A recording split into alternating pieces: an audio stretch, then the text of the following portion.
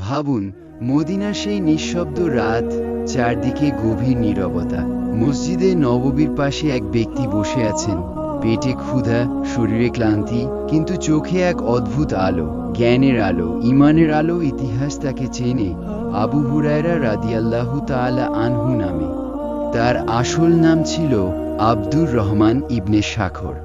ইয়েমেনের দাওস গোত্রে জন্ম নেওয়া এই সাধারণ যুবকের জীবনে ছিল না কোনো রাজকীয় প্রভাব, ছিল না ধন সম্পদ, ছিল শুধু সত্যের খোঁজ। যখন তিনি ইসলামের আহ্বান শুনলেন, তার হৃদয় কেঁপে উঠল।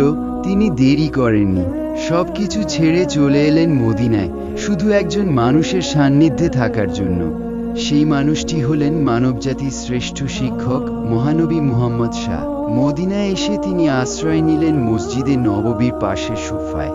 দিন কেটে যেত কখনো না খেয়ে, কখনো অল্প খাবারে। অনেক সময় ক্ষুধার তীব্রতায় তিনি মাটিতে পড়ে যেতেন। মানুষ ভাবত তিনি অসুস্থ, অথচ সত্য ছিল তিনি ক্ষুধার্ত। তবুও তিনি নবীজির কাছ থেকে এক মুহূর্ত দূরে থাকতে চাইতেন না, কারণ তিনি জানতেন এই কথাগুলোই একদিন উম্মাহর পথপ্রদর্শক হবে। শৈশব থেকে তিনি বিড়াল খুব ভালোবাসতেন। একদিন নবী করিম প্রলিসিমে স্নেহভরে তাকে ডাকলেন আবু হুরায়রা, অর্থাৎ বিড়ালের পিতা। সেই নামই হয়ে গেল তার চিরপরিচিত পরিচয়। নামের মতোই ছিল তার হৃদয়, নরম, স্নেহশীল, বিনয়ী। একদিন তিনি কাঁদতে কাঁদতে বললেন, ইয়া রাসূলাল্লাহ, আমি আপনার কথা শুনি, কিন্তু ভয় হয় ভুলে যাব। নবীজি তাকে একটি চাদর বিছাতে বললেন, তারপর দোয়া করে বললেন সেটি বইয়ে নিতে। সেই মুহূর্তের পর থেকে তিনি আর কোনো হাদিস ভুলে যাননি। তাঁর স্মৃতি হয়ে উঠল বিস্ময়কর। তিনি বর্ণনা করলেন 5000-এরও বেশি হাদিস। আজ আমরা নামাজ, রোজা, আখলাক, দয়া, সততা, অসংখ্য বিষয় তাঁর বর্ণনা থেকে শিখি। রাত হলে তিনি ঘুমাতেন না, পুরোটা রাতকে ভাগ করে নিতেন। এক অংশ তিনি ইবাদত করতেন, এক অংশ তাঁর পরিবার, আরেক অংশ বিশ্রাম। যেন পুরো রাতটাই আল্লাহর স্মরণে কাটে। ক্ষমতা তাঁর চরিত্র বদলাতে পারেনি। খলিফা উমর ইবনে খাত্তাবরা তাঁকে দায়িত্ব দিয়েছিলেন, কিন্তু তাঁর হৃদয়ে দুনিয়ার লোভ কখনো প্রবেশ করেনি। সময় গড়াল, বছর পেরিয়ে গেল। একদিন সেই মানুষটি এই দুনিয়া ছেড়ে চলে গেলেন, কিন্তু তাঁর রেখে যাওয়া জ্ঞান রয়ে গেল চিরজীবিত। আজ শতাব্দীর পর শতাব্দী পরে পৃথিবীর কোটি কোটি মানুষ তাঁর বর্ণিত হাদিস থেকে শিক্ষা নিচ্ছে, আমল করছে, জীবন গড়ছে। একজন গরিব যুবক, যার কাছে ছিল না ধন সম্পদ, শুধু ছিল জ্ঞানের তৃষ্ণা আর নবীর প্রতি সীমাহীন ভালোবাসা। সেই ভালোবাসাই তাকে ইতিহাসের অমর ব্যক্তিত্বে পরিণত করেছে। এই হলো হযরত আবু হুরায়রা। এর জীবন, ত্যাগের জীবন, জ্ঞান অর্জনের জীবন, ভালোবাসার জীবন, আর এমন এক উত্তরাধিকার যা কিয়ামত পর্যন্ত মানবতার পথ দেখাবে।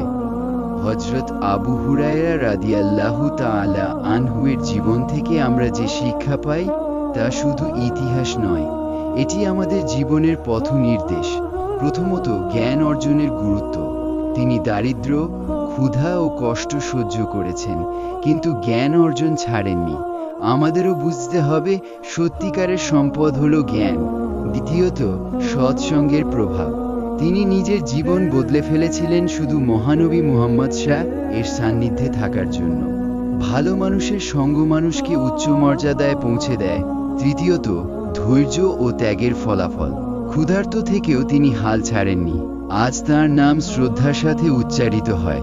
এটি প্রমাণ করে আল্লাহর জন্য করা ত্যাগ কখনো বৃথা যায় না। চতুর্থত, ইবাদতে নিষ্ঠা ও আখিরাতমুখী জীবন।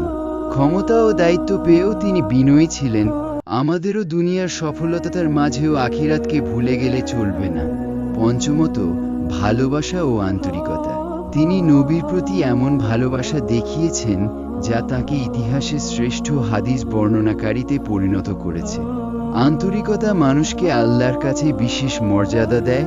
সংক্ষেপে, তার জীবন আমাদের শেখায়, জ্ঞান অর্জন করো, সৎসঙ্গ বেছে নাও, ধৈর্য ধরো, ইবাদতে স্থির থাকো, আল্লাহ ও তাঁর রাসূলকে ভালোবাসো।